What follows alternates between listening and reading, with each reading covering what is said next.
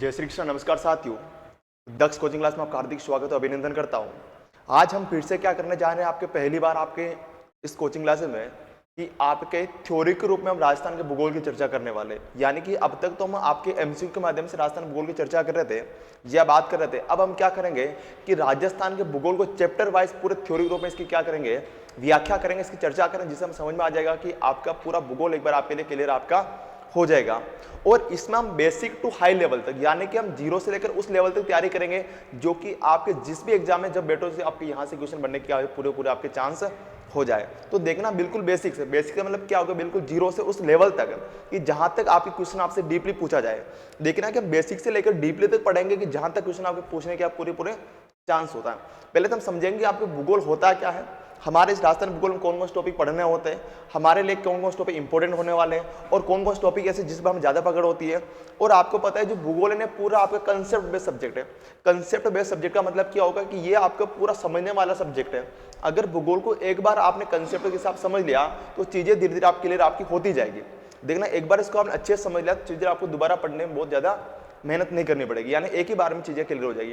ये पूरा कंसेप्ट पे चलता है। तो सबसे पहले हम बात करते हैं कि आपके राजस्थान भूगोल के बारे में, या अगर हम बात करें भूगोल के बारे में कि भूगोल किसे कहा जाता है, समझना। अगर हम बात करें भूगोल के बारे में, जो भूगोल शब्द है, भूगोल की भूगोल को अंग्रेजी भाषा में ज्योग्राफी कहा जाता है। कि भूगोल को अंग्रेजी भाषा में ज्योग्राफी कहा जाता है, ज्योग्राफी कहा जाता है, ज्योग्राफी कहा जाता है। और ये ज्योग्राफी शब्द है कि भूगोल को अंग्रेजी भाषा में ज्योग्राफी कहा जाता है। और ज्योग्राफी शब्द ग्रीक भाषा के दो शब्दों से मिलकर बना है। कि ज्योग्राफी शब्द ग्रीक भाषा के दो शब्दों से मिलकर बना है। ग्रीक भाषा के दो शब्दों से मिलकर बना है। एक तो आता है आपका जियो, दूसरा होता है आपका ग्राफी। क्या होता है आपका ग्राफी, ग्राफी, ग्राफी। अब समझना, जियो का अर्थ होता है पृथ्वी। क्या होता है आपका, पृथ्वी होता है, पृथ्वी होता है। जबकि ग्राफी का अर्थ होता है वर्णन करना। क्या होता है, वर्णन करना, वर्णन करना। अर्थात पृथ्वी का वर्णन करने क्या कहलाता है आपका, ज्योग्राफी कहलाता। अर्थात क्या होता है आपका कि पृथ्वी का वर्णन करना। अर्थात कैसे होता है आपके, अर्थात पृथ्वी का, अर्थात पृथ्वी का वर्णन करना। पृथ्वी का वर्णन करना क्या कहलाता है आपका, वर्णन करना, वर्णन करना, वर्णन करना, वर्णन करना। ज्योग्राफी या भूगोल, ज्योग्राफी या भूगोल कहलाता है। अब देखो एक चीज समझना, जियो का अर्थ तो क्या होता है पृथ्वी, क्या होता है पृथ्वी। ग्राफी का अर्थ क्या होता है, वर्णन करना। एक चीज समझना कि जिसके भी पीछे क्या होता है उसका मतलब, जिसके भी पीछे क्या होता है ग्राफी होता है, उसका मतलब क्या होता है आपका, वर्णन करना होता है। क्या होता है, वर्णन करना होता है।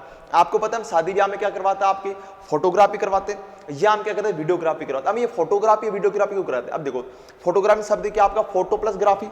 फोटो का मतलब क्या होता है, चित्र। ग्राफी का मतलब क्या होता है, वर्णन करना। यानी कि हम फोटोग्राफी इसलिए करवाते हैं क्योंकि इन्हीं फोटो के माध्यम से बाद में हम देख सकते हैं या इनका वर्णन कर सकते हैं। जैसे आपको पता है कि हम कहीं पर भी खाना खा रहे उसको हमने फोटो खिंचवा लिया, तो जब वापस इसको एल्बम को हम देखते हैं हम क्या करते हैं, देखो हम यहाँ पर खाना खा रहे हैं, हम यहाँ पर डांस करते हैं, हम क्या करें, यानी फोटो के माध्यम से हम क्या करें, इसका वर्णन कर रहे हैं। यानी कि जिसके पीछे ग्राफी उसका मतलब क्या होता है आपका, वर्णन करना। क्या होता है आपको, वर्णन करना इसका अर्थ होता है, वर्णन करना इसका अर्थ होता है, वर्णन करना होता है, वर्णन करता हूं। अब देखो, अब समझना कि ये जो ज्योग्राफी शब्द है, इस ज्योग्राफी शब्द का सर्वप्रथम प्रयोग, इस ज्योग्राफी शब्द का सर्वप्रथम प्रयोग कि ज्योग्राफी शब्द का, ज्योग्राफी शब्द का, ज्योग्राफी शब्द का, शब्द का सर्वप्रथम प्रयोग, सर्वप्रथम प्रयोग, प्रथम प्रयोग इरेटोस्थनीज ने किया। किसने किया था, इरेटोस्थनीज ने किया। इरेटोस्थनीज ने किया, इरेटोस्थनीज ने किया था, स्थनीज ने किया था, स्थनीज ने किया था। और इन्हीं भूगोल के, इन्हीं भूगोल के पिता भी कहा जाता है। भूगोल के पिता भी कहा जाता है, पिता भी कहा जाता है, पिता भी कहा जाता है, भूगोल के पिता भी कहा जाता है, कहा जाता है। यानी कि ये जो ज्योग्राफी शब्द है, इस ज्योग्राफी शब्द का पहली बार प्रयोग आपके इरेटोस्थनीज ने किया था। और इन्हें क्या कहा जाता है, आपके भूगोल के पिता या जनक इन्हें कहा जाता है। और ये जो आपका भूगोल शब्द का प्रयोग ज्योग्राफी शब्द के रूप में ना करके यहाँ पर किसके रूप में किया था आपका, तो इस शब्द का प्रयोग आपके ज्योग्राफिका के रूप में किया था, ज्योग्राफिका के रूप में किया था, ज्योग्राफिका के रूप में किया था, ज्योग्राफिका के रूप में किया था। यानी कि इरेटोस्थेनीज ने शब्द किसके रूप में प्रयोग किया था आपका, ज्योग्राफिका के रूप में इसको आपका प्रयोग किया था। वर्तमान में किसका क्या हो गया आपका, ज्योग्राफी हो गया। ये बात हो। अब हम बात करते हैं ये ज्योग्राफी या भूगोल, इसको हम पूरे भूगोल को हम 3 संदर्भ में पढ़ते हैं, कि पूरे भूगोल को हम 3 संदर्भ में पढ़ते हैं। एक तो हम पढ़ते हैं, सबसे पहले बात करें, एक तो हम पढ़ते हैं आपके विश्व का भूगोल। कौन सा भूगोल पढ़ता है आपके, विश्व का भूगोल पढ़ता है आपके, विश्व का भूगोल पढ़ना पड़ता है आपको, विश्व का भूगोल विश्व का भूगोल। दूसरा आपको पढ़ना पड़ता है भारत का भूगोल, भारत का भूगोल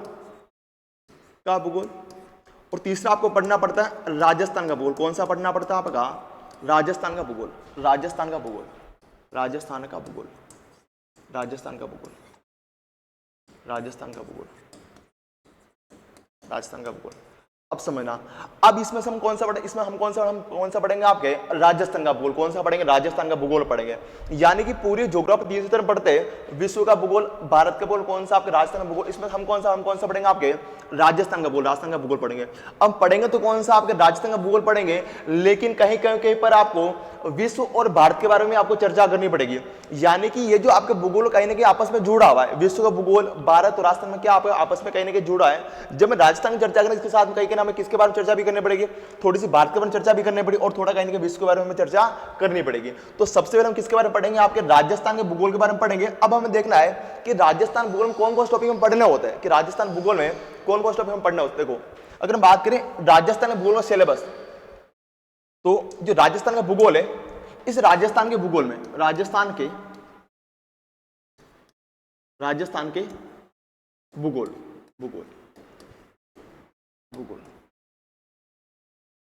इसमें सबसे पहले हम पढ़ेंगे, क्या पढ़ेंगे आपका, सामान्य परिचय। क्या पढ़ेंगे आपका, सामान्य परिचय, सामान्य परिचय, सामान्य परिचय, सामान्य परिचय।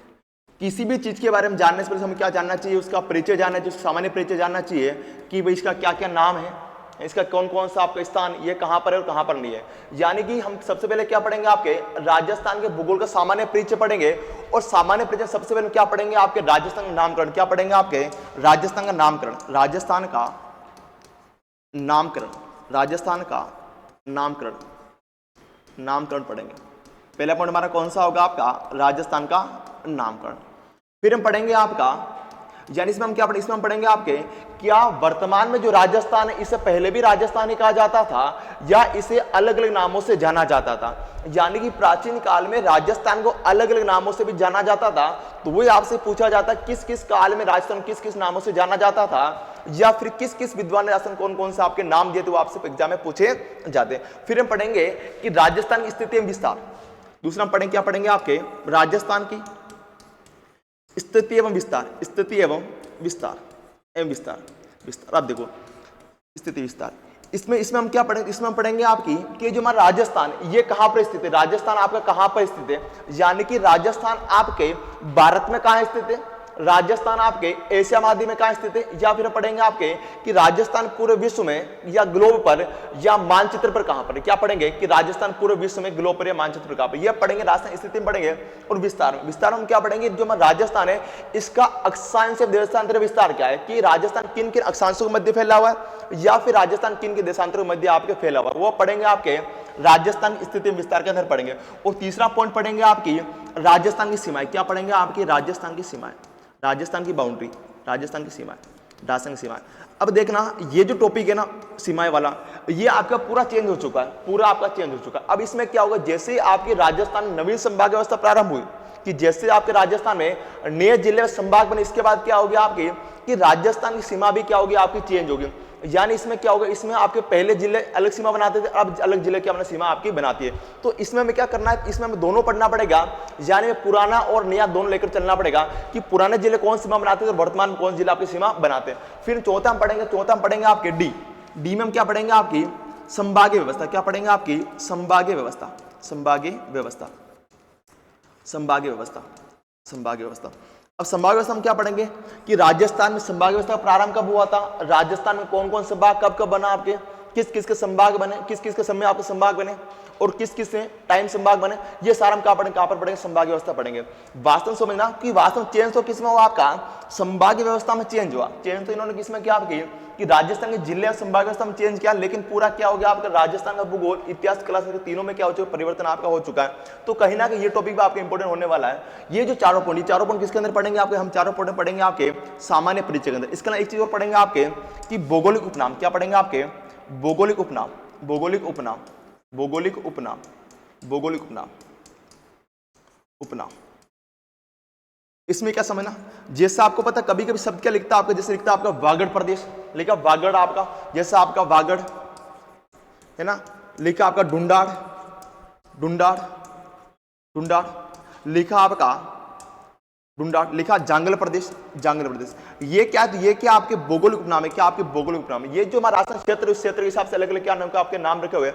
अब ये काम क्यों आते समझना, अगर ये शब्द आपको याद, जैसे वागड़ हो गया, अब आपको पता जो वागड़ से इसमें जिले कौन सा, आपको डूंगरपुर बांसवाड़ा, कौन सा डूंगरपुर बांसवाड़ा आता है। तो यहां से आप सीधा आपसे पूछा जाए कि वागड़ की जलवायु कौन सी है, या फिर आपसे पूछ लेता है कि वागड़ की मुख्य नदी कौन सी। इसका मतलब आपको समझना, क्या समझना है कि जो वागड़ मतलब कौन सी, आपके जिले कौन से, डूंगरपुर बांसवाड़ा, यहाँ की मुख्य नदी कौन सी है, यहाँ की जलवायु कौन सी। ये जो आपके कीवर्ड है ना, ये भूगोल के कीवर्ड, ये आपके लिए बहुत ज्यादा काम आने वाले, ये आपके बहुत ज्यादा वर्ड काम है। इसकी तो हम करेंगे विस्तार से कि कौन कौन से आपके कीवर्ड किस किस में शामिल होते हैं।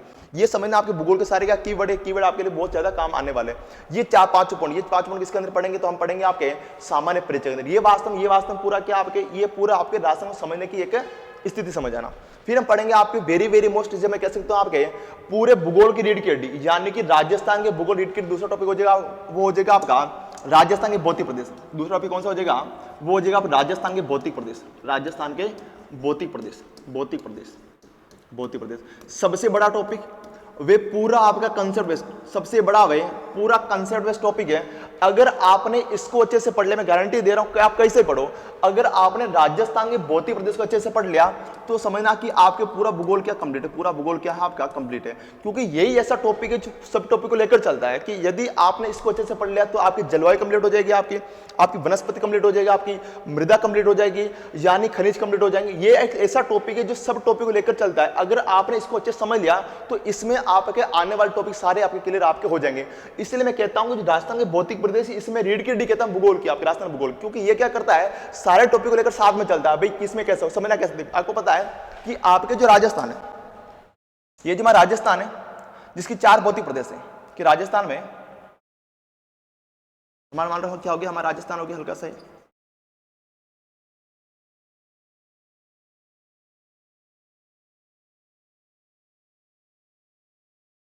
ये हमारा क्या राजस्थान। अब देखो इस राजस्थान में 4 भौतिक प्रदेश है, मध्य में आपकी क्या होगी, अरावली पर्वतमाला होगी, आपकी ये अरावली होगी, इधर क्या होगा हाड़ौती पठार होगी, दक्षिणी पठार प्रदेश, और इधर होगा पूर्व कमान। देखो ये आपको हो जाएगा पश्चिमी रेतीला मरुस्थल, ये आपको हो जाएगा पश्चिमी रेतीला मरुस्थल, रेतीला मरुस्थल, और सेकंड आपका ये हो जाएगा अरावली पर्वतीय प्रदेश, या क्या अरावली पर्वतीय प्रदेश, अरावली पर्वतीय प्रदेश, और थर्ड हो जाएगा आपका पूर्व का मैदान, पूर्व का मैदान, और चौथा आपको हो जाएगा, चौथा कौन सा हो जाएगा आपका, चौथा हो जाएगा आपका दक्षिणी पूर्वी पठारी प्रदेश, दक्षिणी पूर्वी पठारी प्रदेश, दक्षिणी पूर्वी पठारी प्रदेश, जिसे आपके हाड़ौती दक्षिणी पूर्वी पठारी प्रदेश, पठारी प्रदेश, जिसे आपके हाड़ौती पठार कहा, जिसे आपके हाड़ौती का पठार कहा जाता है, हाड़ौती का पठार कहा जाता है।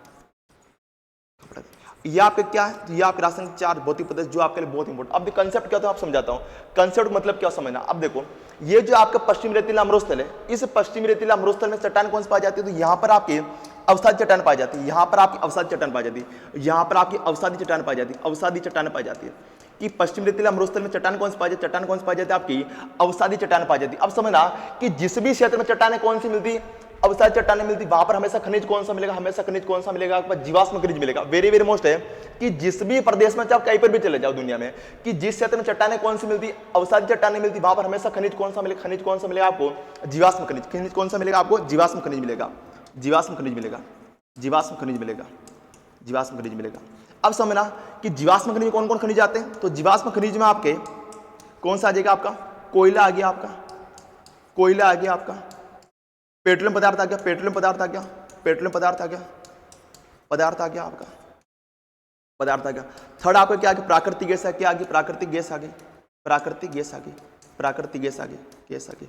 फिर आपका चुना पत्थर आ गया, चुना पत्थर आ गया ना, ये कुछ चीजें। अब देखो ये सारे खनिज क्या कहलाते हैं, ये सारे खनिज आपके जीवाश्म खनिज कहलाते हैं और ये सारे कहां पर मिलते हैं, कहां पर मिलते हैं, अवसाद चट्टान पाए जाते हैं। अब एक चीज आपको समझ में आ गई कि ये जो आपकी अवसाद चट्टान कहां पर पाई जाती है, पश्चिमी रेतीला मरुस्थल में पाई जाती है। और पश्चिमी रेतीला मरुस्थल जहां पर अवसाद चट्टान पाई जाती है आप खनिज कौन से पाए जाता है, आपके जीवाश्म खनिज पाए जाते, जिसमें कोयला होगा, पेट्रोल पदार्थ, और कौन से प्राकृतिक कौन सा होगा आपका चूना पत्थर आपका यहाँ पर होगा। एक चीज समझना, अब हमें कुछ भी नहीं पता, हमें केवल ये पता है कि जो पश्चिमी रेतीला मरुस्थल है यहाँ पर आप अवसाद चट्टान पाए जाते जिसमें जीवाश्म खनिज पाए जाते हैं। आपको ये पता है कि भाई इस क्षेत्र में मिलता है। अब आपको ये भी पता है कि जो पश्चिमी रेतीला मरुस्थल जिसमें आपको जैसलमेर हो गया, आपका बाड़मेर, बीकानेर, नागौर, जोधपुर, पाली, सांचौर, जालोर सारे किस्म आते हैं, इस क्षेत्र में आते हैं। ठीक है, अब जाते चीज समझ में आ गई। अभी क्वेश्चन देता हूं आपको सीधा सा, समझना इसको अच्छे से। आप कुछ भी नहीं, आप कुछ पढ़े निकल क्वेश्चन आंसर देना आपको ना, देखो। लेकिन आपको ये पता कौन जिला कहां पर, अब चीज समझना। अगर मैं बात करूं तो राजस्थान में प्राकृतिक गैस के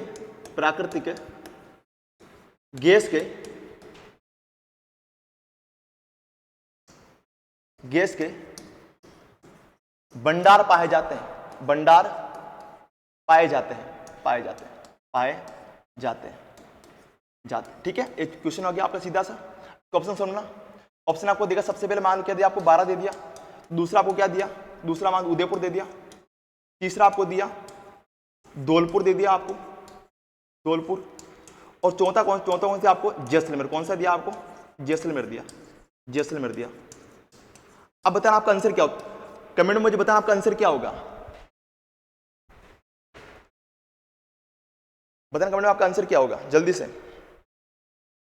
चलो इसका आंसर क्या होगा, ऑप्शन का देखना। इसका आंसर क्या होगा कि राजस्थान में प्राकृतिक गैस के भंडार पाए जाते हैं।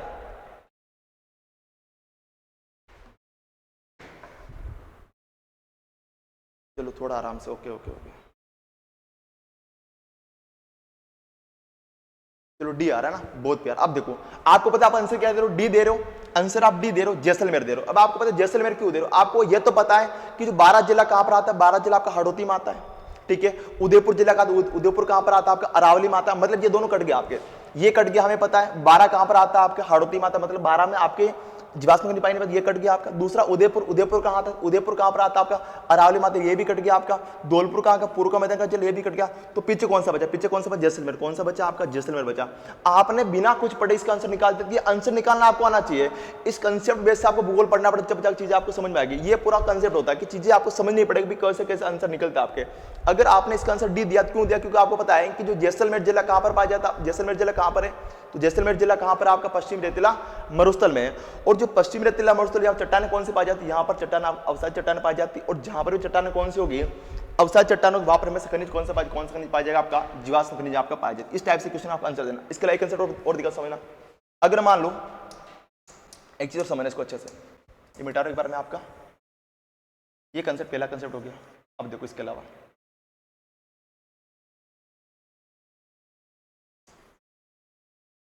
चीज और समझना कि ये जो आपका दक्षिणी पूरी पठारी प्रदेश है, इसका निर्माण ज्वालामुखी क्रिया से हुआ। किससे हुआ आपका, ज्वालामुखी क्रिया से हुआ कि दक्षिणी पूर्वी पठारी प्रदेश का निर्माण ज्वालामुखी क्रिया से हुआ। अब समझना कि जिस भी भूभाग का निर्माण ज्वालामुखी क्रिया से होता है वहां पर हमेशा बेसाल्ट चट्टानें पाई जाती है। यानी समझना कि जिस भी भूभाग का निर्माण किससे हो, ज्वालामुखी क्रिया से, वहां पर चट्टान कौन सी पाई जाती है, हमेशा वहां पर चट्टान आपकी बेसाल्ट चट्टान पाई जाती है। बेसाल्ट चट्टानें पाई जाती है। ये किल समझ में आ गई। आपने समझ लिया कि जिस भी भौतिक प्रदेश या जिस भी भूभाग का निर्माण आपका ज्वालामुखी क्रिया से होता है वहां पर चट्टान कौन सी पाई जाती है, वहां पर आप बेसाल्ट चट्टान आपकी पाई जाती है। अब समझना कि जहां पर बेसाल्ट चट्टानें पाई जाती है या बेसाल्ट चट्टानों के विखंडन से या इसके टूटने समय से किसका निर्माण होता है, तो इसके टूटने से आपके काली मृदा का किसका निर्माण होता है, आपका काली मृदा का निर्माण होता है। अब आपको पता चल गया ये जो काली मृदा ये कहां पाई जाएगी, जहां पर चट्टानें कौन सी पाई जाती है, आपकी बेसाल्ट चट्टान पाई जाती है। और बेसाल्ट चट्टान कहां पर पाई जाएगी, जहां पर जिसका निर्माण किससे हुआ, जिसका निर्माण आप ज्वालामुखी क्रिया से हो। तीन चीज समझ में आ गई। अब समझना, अगर आपको पता है कि आपका जो कौन सा भौतिक प्रदेश, दक्षिणी पूर्वी पठारी प्रदेश, यहाँ पर चट्टानें कौन सी पाई जाती है, बेसाल्ट चट्टान पाई जाती है। अब आप कुछ भी नहीं पता, लेकिन आपको यह तो पता है कि जो दक्षिणी पूर्वी पठारी प्रदेश है इसका निर्माण किससे हुआ, इसका निर्माण ज्वालामुखी क्रिया से हुआ और यहाँ पर बेसाल्ट चट्टान पाई जाती है। और जहां पर चट्टान कौन सी बेसाल्ट चट्टान होगी वहां पर हमेशा कौन सी मिट्टी पाई जाएगी, वहां हमेशा काली मृदा पाई जाएगी। अब समझना, अगर सीधा आपसे पूछा जाता है कि राजस्थान राजस्थान में काली मृदा का विस्तार है, काली मृदा का विस्तार है, मृदा का विस्तार है, विस्तार है। ठीक है, ऑप्शन समझना, ऑप्शन आपको दे दिया, सबसे पहले आपको 3 ऑप्शन दिया, जालोर, सांचोर, पाली। सेकंड आपको दे दिया धौलपुर, करौली, सवाई माधोपुर, 3 जिले ये हो गए आपके। तीसरा आपको दे दिया जयपुर, दौसा, अलवर। और डी आपको दे दिया कोटा, बूंदी, बारा, झालावाड़, बारा और झालावाड़। अब समझना झालावाड़। अब आपका आंसर क्या होगा इसमें से आपका, कि राजस्थान में काली मृदा का विस्तार, आपका आंसर क्या होगा बताना कमेंट में जल्दी से। चलो डी दे रहे हो, सारे डी दे रहे हो। अब आपको पता है इसका आंसर क्या आपका डी होगा, इसका आंसर क्या आपका डी होगा। अब आपने कुछ भी नहीं पढ़ा, आप पढ़ क्या रहे हो, राजस्थान के भौतिक प्रदेश पढ़ रहे हो, लेकिन आंसर आप किसका दे रहे हो, मृदा। किसका आंसर दे, मृदा का आंसर दे रहे हो। इसका मतलब क्या होगा कि ये जो टॉपिक आपस में सारे क्या जुड़े। अगर आपने इस टॉपिक इसको आपने यदि राजस्थान के भौतिक प्रदेश को कंसेप्ट बेस आपने पूरा पढ़ लिया तो आधी चीज आपकी कंप्लीट आराम से हो जाएगी, क्योंकि इसका आंसर क्या हो गया आपका कोटा, बूंदी, बारा और झालावाड़। अबे कोटा, बूंदी, बारा, झालावाड़ क्यों हो गया तो समझना, क्योंकि आपको पता है कि जो आपकी कोटा, बूंदी और बारा, झालावाड़ है, यहां पर आपकी बेसाल्ट चट्टान पाई जाती है और ये आपके दक्षिणी पूर्वी पठारी प्रदेश के जिले हैं। और ये जो प्रदेश है इसका निर्माण कैसे हो आपके ज्वालामुखी क्रिया से हो, और हमेशा यहाँ पर काली मृदा पाई जाती है। तो इसका मतलब मैं इसलिए आपको ये बता रहा हूँ कि ये पूरी चीजें क्या होती, कंसेप्ट बेस होती है। अगर आप चीजों को ऐसे पढ़ोगे ना तो आपको आंसर निकालना क्या होगा, आराम से होगा। रटने से चीजें क्लियर आपकी नहीं होगी। भूगोल में चीज समझ लेना कि रटने से आपको भूगोल में कभी भी चीजें याद नहीं होगी, पूरा आपको समझना पड़ेगा। हाँ, कुछ फैक्ट है जो आपको याद करने पड़ेंगे, यानी कि आपके भूगोल में 70% चीजें आपको फैक्ट के साथ में आपको समझनी पड़ेगी और 30% फैक्ट आपको याद करने पड़ेंगे। ये कुछ चीजें इसके बारे में होगी।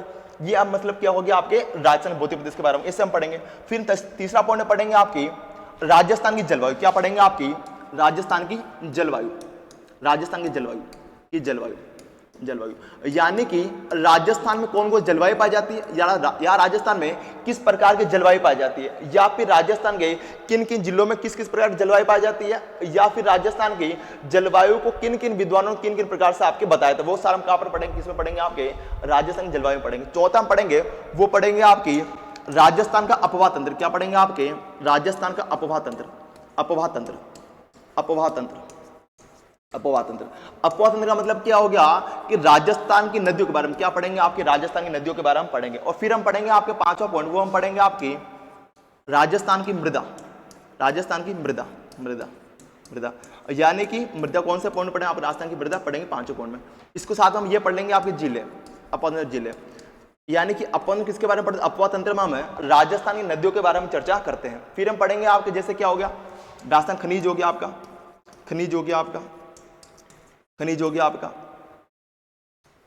ऊर्जा संसाधन हो गया आपके, संसाधन हो गया आपके, उद्योग हो गया आपका, परिवहन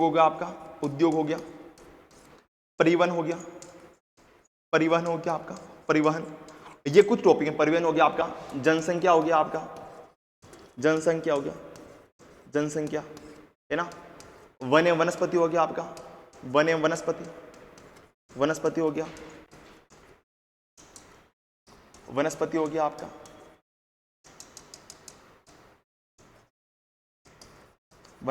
आपका, एवं वन्यजीव साथ में पढ़ लेंगे इसको भी हम, वन्यजीव। ये कुछ टॉपिक हमें क्या पढ़ने पड़ते हैं, आपके राजस्थान भूगोल में पढ़ने पड़ते हैं। कुछ मुख्य टॉपिक जो आपके हर सब्जेक्ट में आपको पढ़ने पड़ते हैं। जैसे आपके एक टॉपिक हो रहा था राजस्थान की जनसंख्या, अभी तक का रिकॉर्ड है जनसंख्या। अच्छे एग्जामों में से लेकर आपके नॉर्मल एग्जाम तक हर एग्जाम में आपकी जनसंख्या आपसे पूछी जाती है, और ये पूरा आपको फैक्ट वैसे याद करने वाला टॉपिक है। जनसंख्या टॉपिक फिक्स ऐसा टॉपिक जो हर बार आपको क्वेश्चन देकर जाता है। ये किसके बारे में चर्चा होगी, आपको पूरा क्या हो गया राजस्थान के सिलेबस के बारे में चर्चा के लिए कौन कौन टॉपिक होता है, क्या कैसे क्या हमें पढ़ना होता है। ये चीज एक बार आप आई होप आपको समझ में आ चुकी होगी भी हमें पढ़ना क्या क्या और कैसे कैसे हमें पढ़ना है। अभी तक हमने क्या समझा, यही समझा है कि हमें क्या क्या पढ़ना और कैसे कैसे हमें पढ़ना है। चलो ठीक है, सबको क्लियर है यहां तक, क्या सबको यहां तक क्लियर है? हाँ बहुत अच्छा दुर्गेश, चलो सबको यहां तक क्लियर है।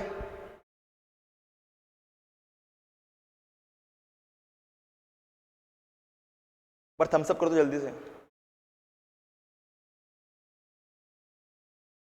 Okay, yes yes, thank you. चलो ओके, तो सबसे पहले क्या पढ़ेंगे? सबसे पहले हमारा टॉपिक होगा राजस्थान का सामान्य परिचय। क्या होगा आपका? राजस्थान का सामान्य परिचय। पहला हमारा टॉपिक होगा राजस्थान का सामान्य परिचय। राजस्थान का सामान्य परिचय, सामान्य परिचय, सामान्य परिचय, परिचय। और इसके सबसे पहले क्या पढ़ेंगे? सबसे पहले क्या पढ़ेंगे? आपके राजस्थान का नामकरण। क्या पढ़ेंगे? आपके राजस्थान का नामकरण। पहला हम क्या पढ़ेंगे? आपके राजस्थान का नामकरण, राजस्थान का नामकरण, नामकरण। यानी कि जो राजस्थान, इसका नाम राजस्थान कैसे पड़े, इसका हम चर्चा हम करेंगे। नामकरण, राजस्थान का नामकरण, ये आपका टॉपिक होने वाला। हेडिंग बना देना आपके राजस्थान का नामकरण। चलो अब समझते हैं इसके बारे में कि वर्तमान में जिसे हम राजस्थान कहते हैं, कि वर्तमान में जिसे राजस्थान कहा जाता है, क्या इसे पहले भी राजस्थान ही कहा जाता था या इसे अलग अलग नामों से भी जाना जाता था? तो समझना कि राजस्थान को पहले अलग अलग नामों से जाना जाता था। इसको अलग अलग काल में और अलग अलग विद्वानों के द्वारा इसको अलग अलग नाम आपके दिए गए थे, कि राजस्थान को अलग अलग विद्वानों के द्वारा और अलग अलग काल में इसको अलग अलग नामों से दिए गए थे। लेकिन आप सीधा आपसे पूछा जाता है कि राजस्थान किन किन नामों से आपके जाना जाता है। पहले हम समझते हैं कि अगर बात करें तो वैदिक काल में, यहां से लिखता हूं आपका कि वैदिक काल में, वैदिक काल में राजस्थान को ब्रह्मव्रत कहा गया। वैदिक काल में राजस्थान को ब्रह्मव्रत कहा गया, ब्रह्मव्रत कहा गया, ब्रह्मव्रत कहा गया। इसका मतलब क्या होगा कि जिस राजस्थान को आज हम राजस्थान कहते हैं, इस राजस्थान को वैदिक काल में, आपको पता है इतिहास में क्या समय चलता है, आता है आपका वैदिक काल। जो वैदिक काल, इसी में राजस्थान क्या कहा गया? तो इसी में आपके राजस्थान को ब्रह्मव्रत कहा गया। क्या कहा गया? आपका ब्रह्मव्रत कहा गया। इसके अलावा बात करें कि वाल्मीकि द्वारा, वाल्मीकि द्वारा,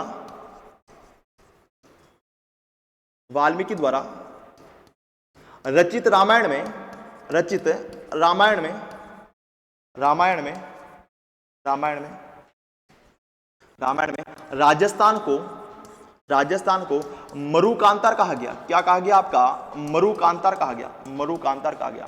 कि वाल्मीकि द्वारा जो रामायण लिखी गई, इसी रामायण राजस्थान क्या कहा गया था आपके? तो राजस्थान को मरुकांतार कहा गया, मरुकांतार कहा गया, मरुकांतार कहा गया। और मरुकांतार का अर्थ होता है, मरुकांतार का अर्थ होता है आपका, अर्थ होता है इसका बालू, बालू मिट्टी युक्त क्षेत्र। क्या होता है आपका? बालू मिट्टी युक्त क्षेत्र, मिट्टी युक्त क्षेत्र होता है। ये 2 पॉइंट आपको याद हो जाएगा। यानी कि राजस्थान को वैदिक काल में ब्रह्मव्रत कहा गया। इसके अलावा राजस्थान को वाल्मीकि द्वारा रचित रामायण में आपके इसको मरुकांतर कहा गया। और मरुकांतर अर्थ क्या होता है आपका? बालू मिट्टी युक्त क्षेत्र। क्या होता है? बालू मिट्टी युक्त आपका क्षेत्र होता है। इसके अलावा बात करें कि नगरी के पास, कि नगरी के पास, नगरी के पास, के पास चित्तौड़गढ़ से, नगरी के पास चित्तौड़गढ़ से, चित्तौड़गढ़ से, चित्तौड़गढ़ से, कि नगरी के पास चित्तौड़गढ़ से आपका, चित्तौड़गढ़ से गोसुंडी शिलालेख प्राप्त, गोसुंडी शिलालेख प्राप्त हुआ, गोसुंडी शिलालेख प्राप्त हुआ, गोसुंडी शिलालेख प्राप्त हुआ, शिलालेख प्राप्त हुआ। और इसी शिलालेख में, इसी शिलालेख में राजस्थान को राजस्थानी कहा गया। क्या कहा गया आपका? राजस्थानी कहा गया, राजस्थानी कहा गया, राजस्थानी कहा गया। यानी मैं कह सकता हूं कि जो नगरी के पास चित्तौड़गढ़ में आपके गोसुंड शिलालेख प्राप्त हुआ, इसी गोसुंड शिलालेख में आपके राजस्थानी शब्द का क्या हुआ था? उल्लेख हुआ था। क्या हुआ था? राजस्थान शब्द का क्या, राजस्थानी शब्द का पहली बार उल्लेख हुआ था। और जो आपका ये शिलालेख है, ये शिलालेख आपका द्वितीय शताब्दी, ये शिलालेख, ये शिलालेख, शिलालेख द्वितीय शताब्दी ईसा पूर्व। कब का? आपका द्वितीय शताब्दी, शताब्दी ईसा पूर्व का है, शताब्दी ईसा पूर्व का है, ईसा पूर्व का। कब का? आपका द्वितीय शताब्दी ईसा पूर्व का। 2 पॉइंट क्लियर हो गया। तो सीधा आपसे पूछा जाएगा कि राजस्थानी शब्द का, राजस्थानी शब्द का उल्लेख किस में, किस में? आपके गोसुंड शिलालेख में। और ये कहां से प्राप्त, कहां से प्राप्त हुआ? कि नगरी के पास चित्तौड़गढ़ से आपके प्राप्त हुआ था। इसके लिए हम बात करें कि सिरोही से प्राप्त, कि सिरोही से प्राप्त, सिरोही से प्राप्त, सिरोही से प्राप्त, प्राप्त बसंतगढ़ शिलालेख में, सिरोही से प्राप्त बसंतगढ़, बसंतगढ़ शिलालेख में, शिलालेख में राजस्थान को, शिलालेख में राजस्थान को राजस्थान या द्वितीय कहा क्या गया आपका, राजस्थान या द्वितीय कहा गया, राजस्थान या द्वितीय कहा गया, या द्वितीय कहा गया कि आपके कि सिरोही से प्राप्त बसंतगढ़ शिलालेख में राजस्थान को राजस्थान या द्वितीय का। अब देखो माइनर मिस्टेक, यानी अगर आप सीधा आपसे पूछा जाए कि राजस्थानी शब्द का उल्लेख किस में, तो किस में आपके गोसुंडी शिलालेख में हुआ, जबकि आपसे पूछा जाए राजस्थान या द्वितीय, कौन सा आपका राजस्थान या द्वितीय शब्द का उल्लेख किस में, तो किस में आपका बसंतगढ़ शिलालेख में, बसंतगढ़ शिलालेख में जो कहां से प्राप्त हुआ, आपका सिरोही से प्राप्त हो, समझना। और ये शिलालेख आपने, तो ये शिलालेख आपके, ये शिलालेख सिरोही में, शिलालेख आपके, ये शिलालेख आपके सिरोही में खिम्मल माता के मंदिर के पास से प्राप्त हुआ। ये शिलालेख सिरोही में, ये शिलालेख खिम्मल माता के मंदिर के पास से प्राप्त हुआ, खिम्मल माता के मंदिर के पास से प्राप्त हुआ, मंदिर के पास से प्राप्त हुआ, के पास से प्राप्त हुआ, जो कि द्वितीय शताब्दी,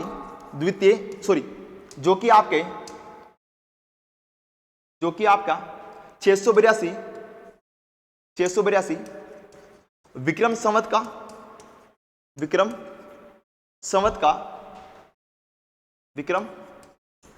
है, जो कि कब का है 682 विक्रम संवत का, या फिर कह दोगा आपका 625 कब का, 625 ईस्वी का, या 625 ईस्वी का, 625 ईस्वी का, 625 ईस्वी का। यानी जो शिलालेख है, यह शिलालेख आपका 682 विक्रम संवत का और कब का आपका 625 ईस्वी का।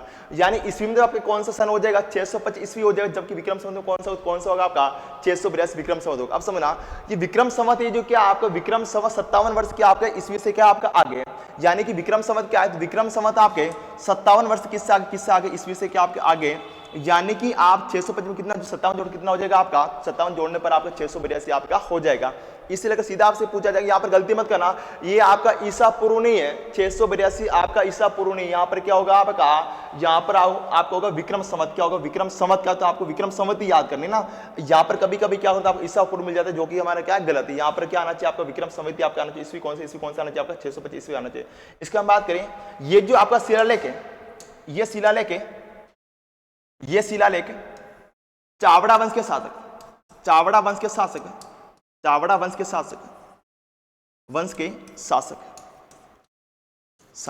वर्मलाद के समय का है, शासक वर्मलाद के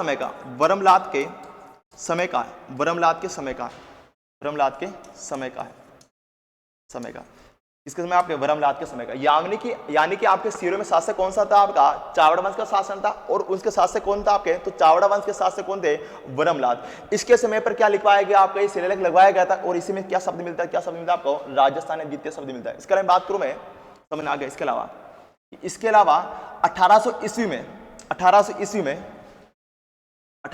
में आयरलैंड निवासी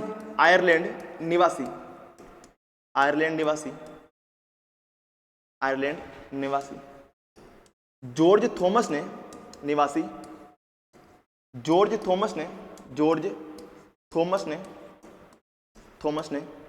राजस्थान को राजपुताना कहा। क्या कहा था आपका, राजपुताना कहा था।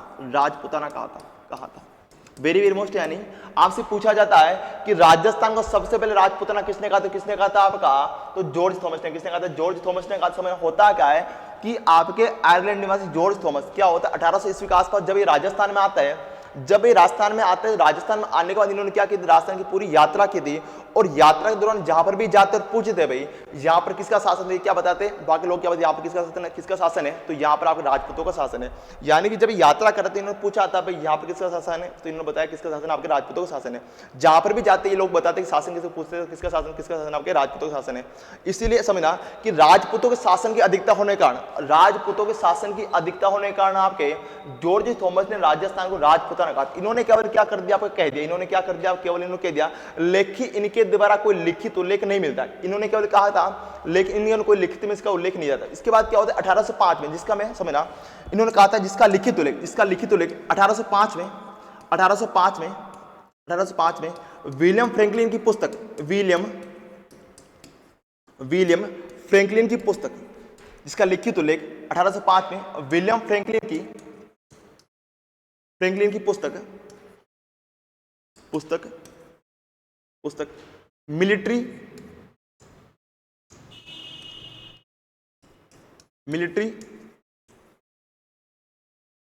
मिलिट्री मेमोयर्स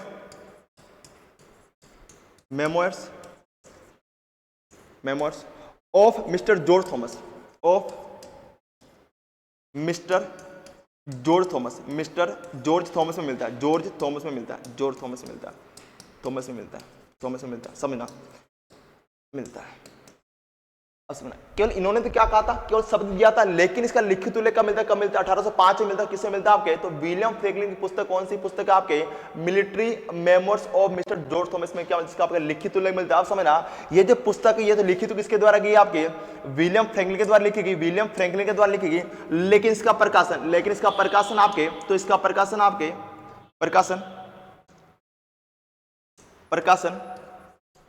प्रकाशन लॉर्ड बेलेजिली के द्वारा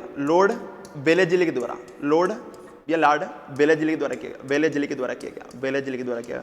तो आपसे ये भी पूछा जाता है कि military memoirs of mister George Thomas पुस्तक है, इसका प्रकाशन किसके द्वारा किया गया, तो इसका प्रकाशन आपके लॉर्ड बेलेजिली के द्वारा इसका प्रकाशन आपके किया गया। तो ये 3 पॉइंट्स आपको याद कर। इसके बाद क्या होता है, तो इसके अगर मैं बात करूं, ये आपके जॉर्ज थॉमस है। देखो इसके बात करें कि जॉर्ज थॉमस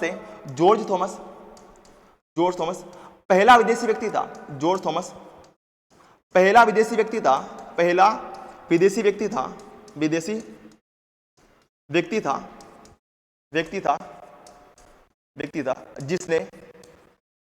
जिसने राजस्थान भूभाग के लिए, राजस्थान भूभाग के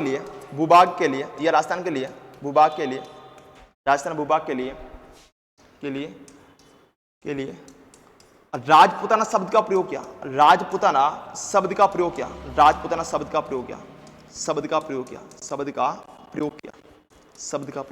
यानी कि पहला ऐसा विदेशी व्यक्ति था जिसने राजस्थान को राजपुताना कहा। ये भी आपसे पूछा जाता है कि ऐसा पहला कौन सा विदेशी व्यक्ति था जिसने राजस्थान को राजपुताना कहा, तो कौन सा होगा आपका जॉर्ज थॉमस होगा। इसके अलावा बात करें कि जॉर्ज थॉमस राजस्थान में सर्वप्रथम आपके शेखावटी में, कहां पर आपके, तो जॉर्ज थॉमस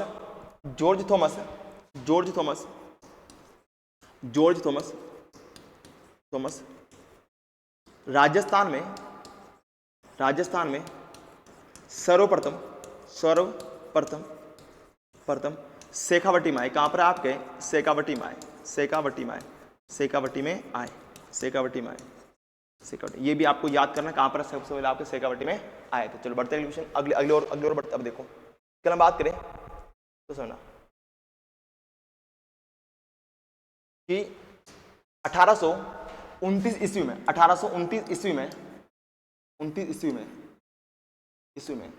इंग्लैंड निवासी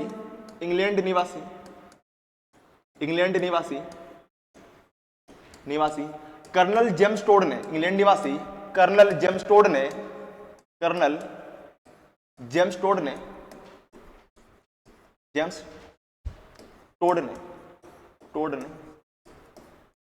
अपनी पुस्तक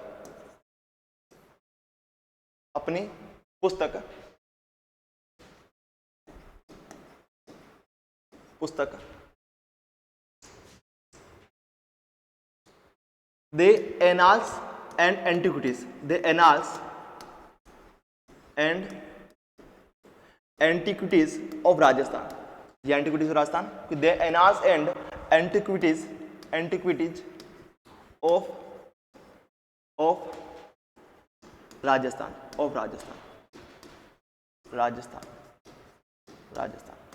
राजस्थान में राजस्थान को 3 नाम दिए, राजस्थान को 3 नाम दिए।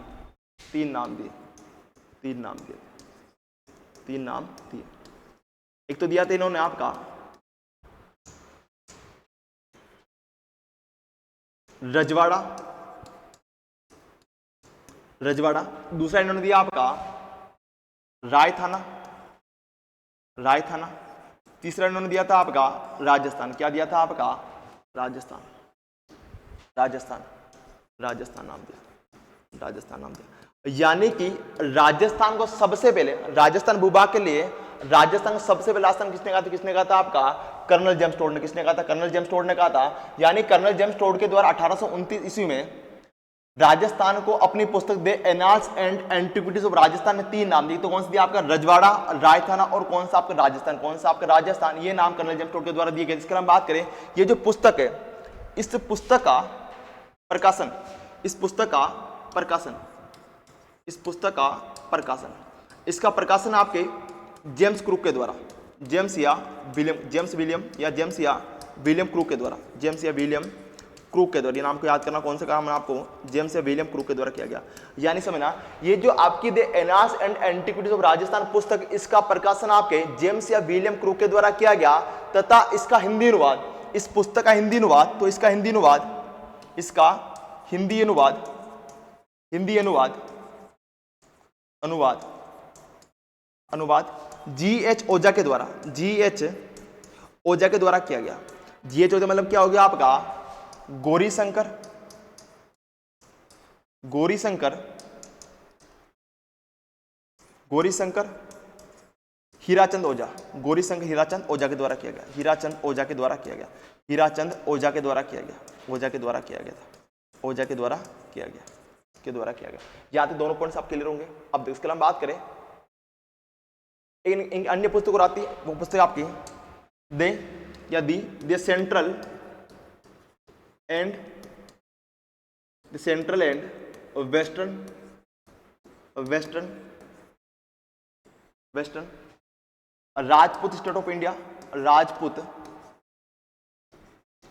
State of India, state of India, state of India, of India. यह पुस्तक किसकी? तो यह पुस्तक किसकी? आपकी कर्नल जेम्स टोड। किसकी पुस्तक? कर्नल जेम्स टोड की पुस्तक। एक पुस्तक और आती है आपकी travels in western India, travels in western India,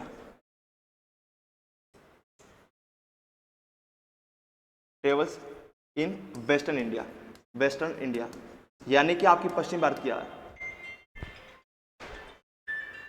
travels in western India.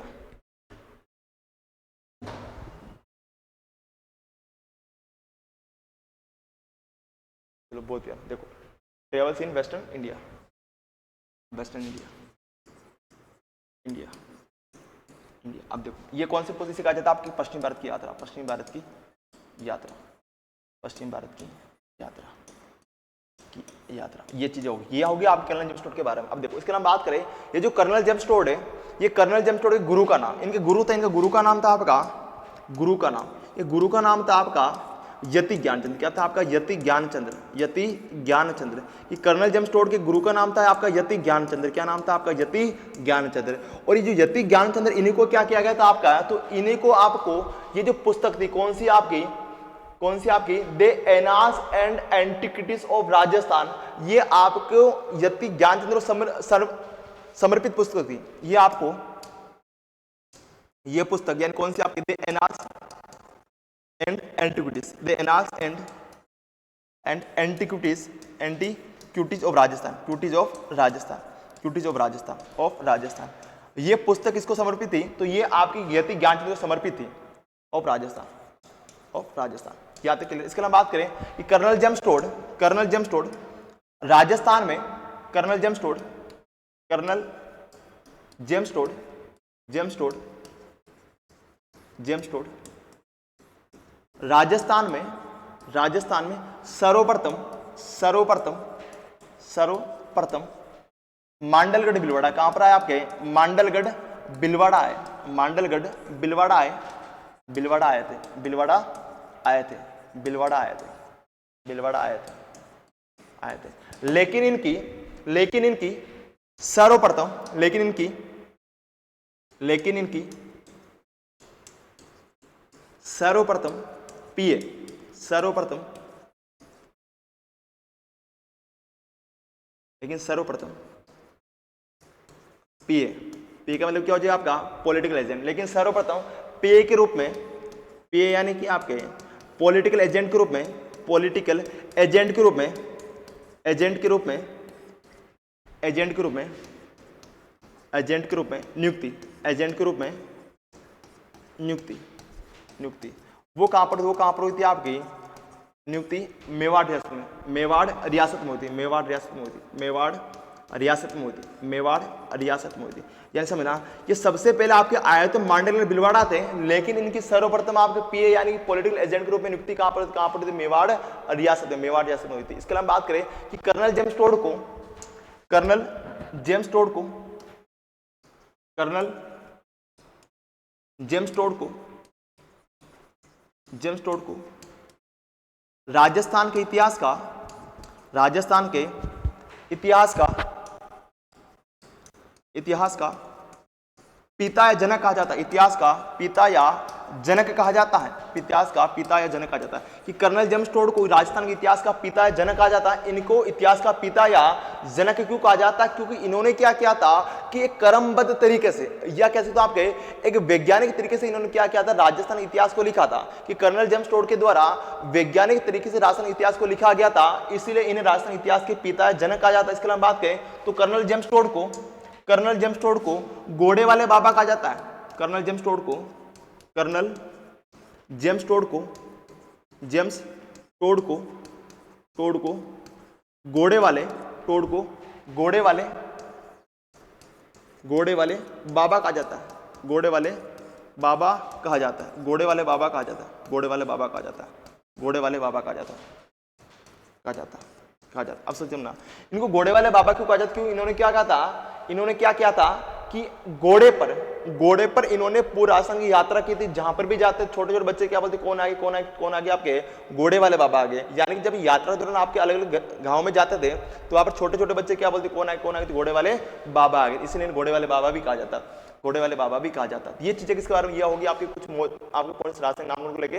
और आज क्लास को अपन यही विराम करेंगे, बाकी चर्चा हम कल क्लास में करेंगे।